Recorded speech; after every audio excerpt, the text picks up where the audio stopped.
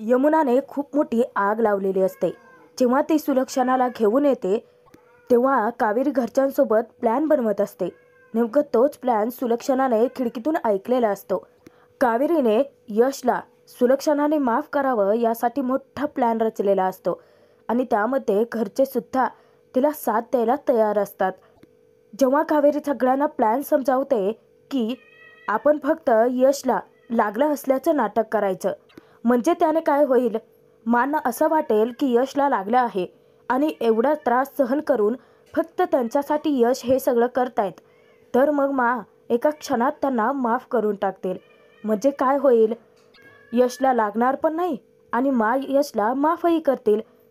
एका दगडात दोन पक्षी मारायचं कावेरीने ठरवलेलं असतं.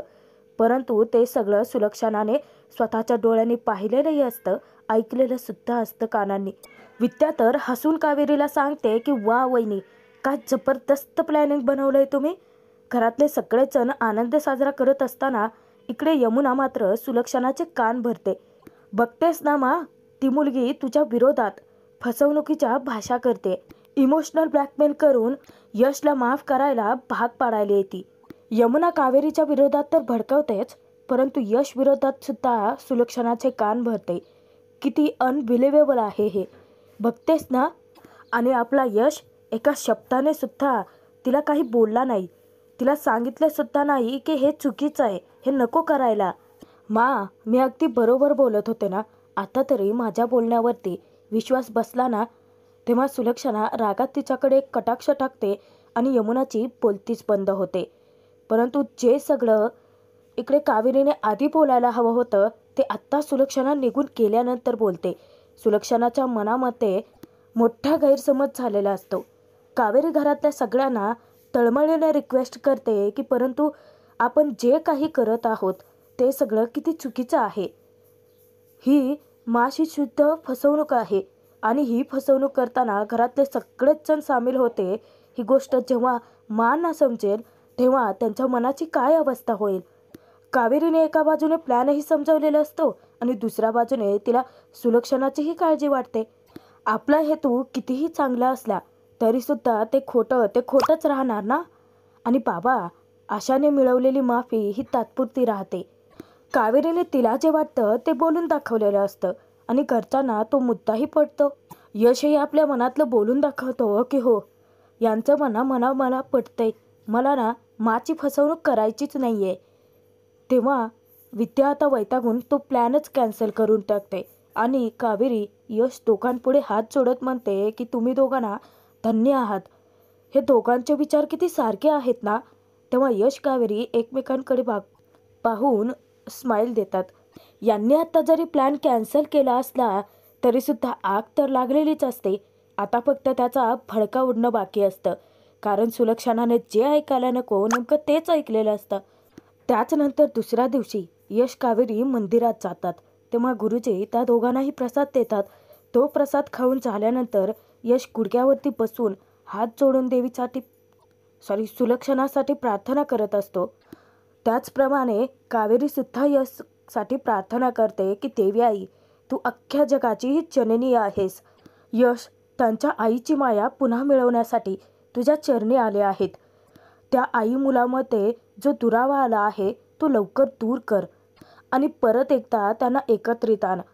यशसाठी प्रार्थना करून कावेरी जेव्हा मागे सरकत असते तेव्हा तिच्या साडीचा पदर उडतो आणि तो डायरेक्ट यशच्या चेहऱ्यावरती जातो.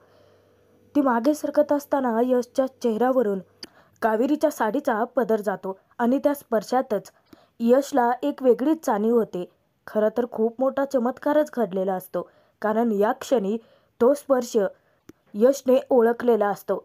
ज्यावेळेस गावामध्ये उदयला भेटायचं निमित्त करून यश गेला होता तेव्हा कावेरीची ओढणी अशीच यशच्या चेहऱ्यावरती उडून आली होती.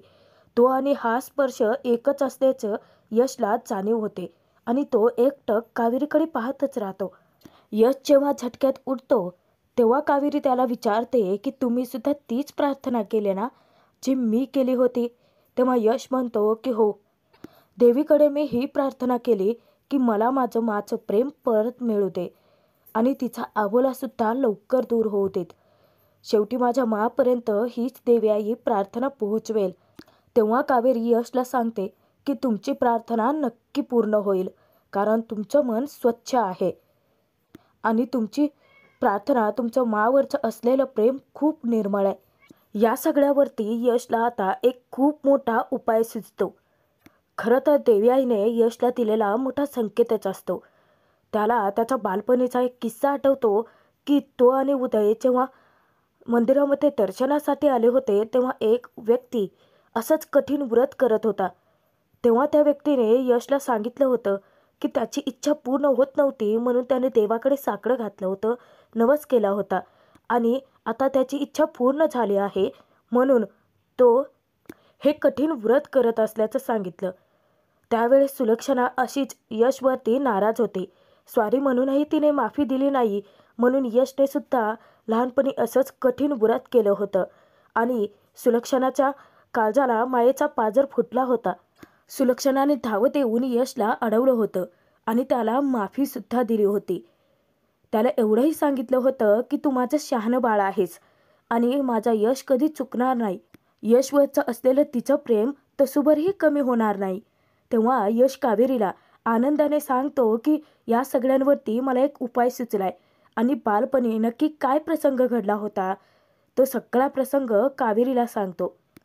आणि यशने मनाशी निर्धार पक्का केलेला असतो की आता ते कठीण व्रत यश करेल, तीही सुलक्षणाची नाराजी दूर करण्यासाठी.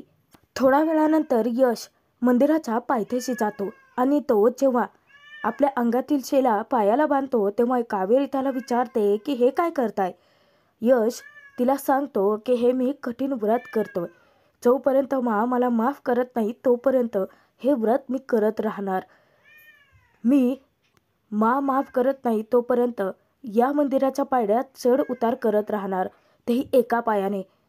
यशचा तो निर्णय ऐकून कावेरीला धक्काच बसतो. कावेरी समजवण्याचा प्रयत्न करते, परंतु यशने अखेर टोकाचं पाऊल उचललेलं असतं. त्याला स्वतःच्या जीवाची पर्वाच नाही. त्याला फक्त त्याच्या माचं प्रेम परत मिळवायचं असतं. यश पायऱ्या चढायला सुरुवात करणार तर तोच त्याचा पाय ठेचकाळतो आणि यश तोंडावरती खालती पडतो. कावेरी त्याला सावरायलाही जाते, त्याला समजवते की हे बघा, हवं तर मी मदत करते तुम्हाला. तेव्हा यश म्हणतो की नाही, हे माझं प्रायश्चित्त आहे, त्यामुळे ते माझं मलाच करू देत, तुम्ही मदत नका करू. यश धडपडत कसं तरी ते कठोर व्रत सुरुवात करतो. तेव्हा परत एकदा तो तोंडावरती पडतो. तेव्हा कावेरी परत त्याच्या मदतीला धावून जाते, तर यश तिची मदत नाकारतो. आता मात्र कावेरीचा जीव कळवळतो. विचार करते की माचा राग निवळावा, त्यांचं प्रेम परत मिळावं म्हणून यश हे सगळं व्रत करतायत. परंतु आता मलाच मांना लवकर बोलवून आणावं लागेल, कारण यशला त्याच थांबवू शकतात. कावेरी घरी धावत आलेले असते तेव्हा सुलक्षणा काहीतरी कामात असते. कावेरी येऊन सुलक्षणाला समजावते की तुम्ही चला ना, तुम्ही प्लीज माझ्यासोबत मंदिरामध्ये चला. यश तुम्ही माफ करावं यासाठी कठोर व्रत करतायत. परंतु सुलक्षणाला काही फरकच पडत नाही, कारण यमुनाने आधीच आग लावलेली असते. कावेरीचा सगळा प्लॅन सुलक्षणाने स्वतःच्या कानाने ऐकलेला असतो आणि त्यामुळे तिला वाटतं की हे सगळं नाटक चालू आहे यांचं. परंतु कावेरी खूप तळमळीने सुलक्षणाला रिक्वेस्ट करते की प्लीज चला ना, तुम्ही माफ करावं यासाठी प्रायश्चित्त घेतायत ते. आता फक्त यशला तुम्हीच थांबवू शकता. कावेरी इतकी तळमळीने रिक्वेस्ट करत असते की लहानपणीचा तोच प्रसंग नेमका सुलक्षणाच्या नजरेसमोर येतो आणि ती ज्यावेळेस भाज्या कट करत असते नेमकं तेव्हाच तिला चाकू लागतो आणि तिचा जीव कळवळतो, तेही यशसाठी. लहानपणीचा किस्सा आठवता क्षणी सुलक्षणा तडकाफडकी उठते आणि कावेरीसोबत जायला निघते. तेव्हाच त्यांची वाट अडवते ती यमुना. मुद्दाम सुलक्षणाला ती भडकावते की वा मा, काल हे सगळे जण जे प्लॅन करत होते ते विसरली आहेस का? फसलीस का तू यांच्या नाटकाला? तेव्हा सुलक्षणा कावेरीसोबत जायला स्पष्ट नकार देते. तोचपर्यंत तिकडे यश पायऱ्या चढ उतार करत असताना अचानक त्याचा तोल जातो आणि वरतून तो खालती तसाच कोसळत येतो. परंतु यशला स्वतःच्या जीवाची पर्वाच राहिलेली नसते. आपल्या जखमांकडे, आपल्या दुःखाकडे दुर्लक्ष करत तो फक्त स्वतःचं प्रायश्चित्त घेतो. इकडे सुलक्षणा मात्र कावेरीवरती भडकते की तू किती खोटारडी आहेस, हे मला चांगलंच माहिती आहे. तुझ्या या फसव्या नाटकाला आता मी भुलणार नाही आहे. कावेरी धक्क्याने विचारते की नाटक? कसलं नाटक? तेव्हा सुलक्षणा तिच्यावरती परत ओरडते की उगाचच साळसूतपणाचा आव आणू नकोस. तू किती खालच्या थराला जाऊन खोटं बोलू शकतेस ना, ते मी पाहिले आणि म्हणूनच तुझ्या या नाटकाला मी तरी फसणार नाही आहे.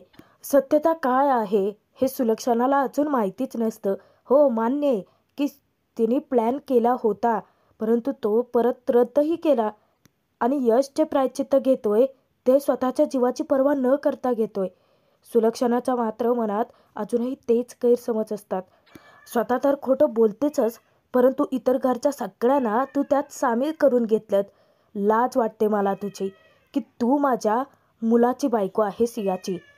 कावेरीवरती तिने गंभीर आरोप केलेले असतात आणि जिने आग लावलेली असते ती यमुना मात्र हे सगळं पाहून आनंद साजरा करते.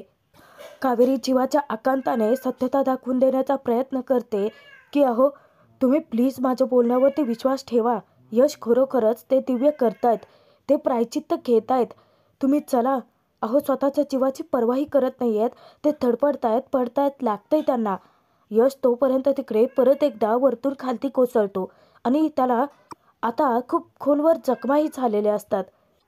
सुलक्षणा कावेरीवरती विश्वास न ठेवता तिच्यावरती खेकसते की बंद कर तुझी नाटकं. सुलक्षणा आता मात्र भला मोठा बॉम्बच फोडते.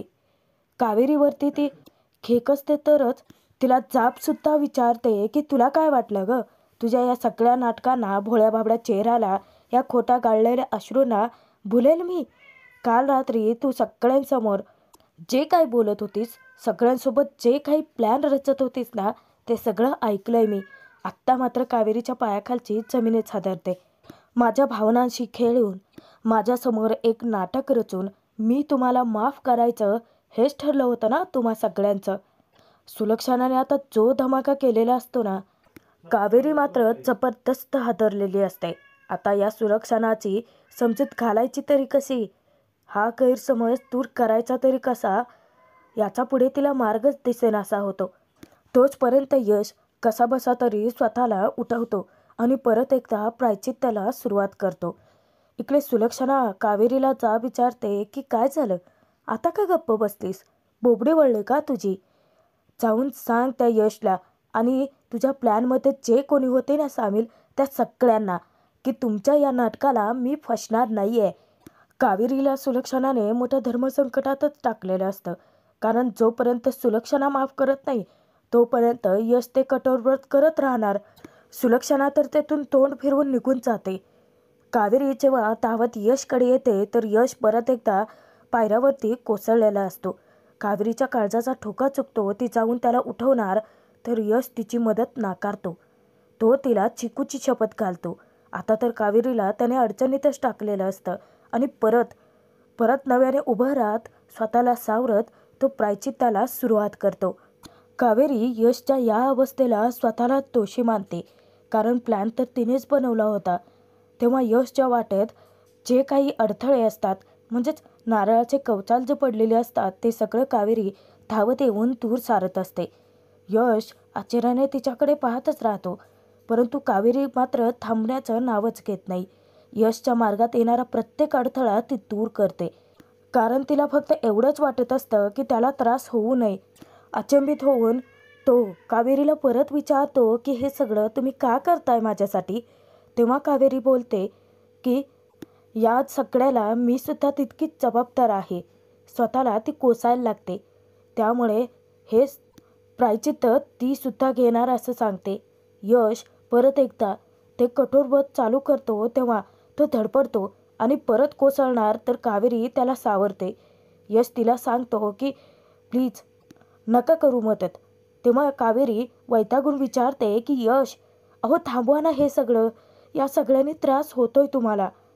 कावेरीची तळमळ यशला कळते, परंतु यशचा निर्धारही तितकाच पक्का असतो की जोपर्यंत देवी आई माझी मनोकामना, माझी इच्छा पूर्ण करत नाही तोपर्यंत ते व्रत चालूच राहणार. यशला स्वतःच्या प्रार्थनेवरती पूर्ण विश्वास असतो. कावेरीला त्याच विश्वासाने सांगतो की तुम्ही बघा कावेरी, मा नक्कीच इथे येईल आणि माझं हे कठोर व्रत बघून ती नक्कीच मला माफही करेल. कावेरीच्या डोळ्यातून अश्रू घळाघळा वाहतात. कारण यश थांबण्याचं नाव घेत नसतो. त्याला ज्या जखमा झालेल्या असतात, जो त्रास असतो, तो कावेरीला पाहवतच नाही. तर आजचा भाग इथेच संपतोय. पुढील भागात बघूयात. यश ते व्रत करत असताना, पायऱ्या चढत असताना अचानक यशच्या पायात काच घुसतो आणि भळाभळा रक्तही वाहतं. तेव्हा कावेरीच्या काळजाचा ठोका चुकतो. शेवटी कावेरी यशला ओरडते सुद्धा की बंद करा हे सगळं, यश त्रास होतोय तुम्हाला. तेव्हा यश सांगतो की नाही, मी सुद्धा मा इतका जिद्दी आहे. जोपर्यंत ती माफ करत नाही तोपर्यंत हे थांबणार नाहीये. यश तशाच रक्ताळलेल्या पायाने जेव्हा ते वळत सुरू करतो तेव्हा मात्र सुलक्षणा तिथे पोहोचते आणि सुलक्षणा यशला थांबवण्याचा प्रयत्नही करते. परंतु यश तिला गळ घालतो की तू आधी मला स्वतःचा मुलगा मान, माझा मुलगा म्हणून स्वीकार कर, मला माफ कर, तरच हे व्रत मी थांबेन. सुलक्षणा नक्कीच माफ करेल. काय करेल सुलक्षणा? नक्की माफ करेल ना? तुम्हाला काय वाटतं? कमेंटमध्ये कळवा.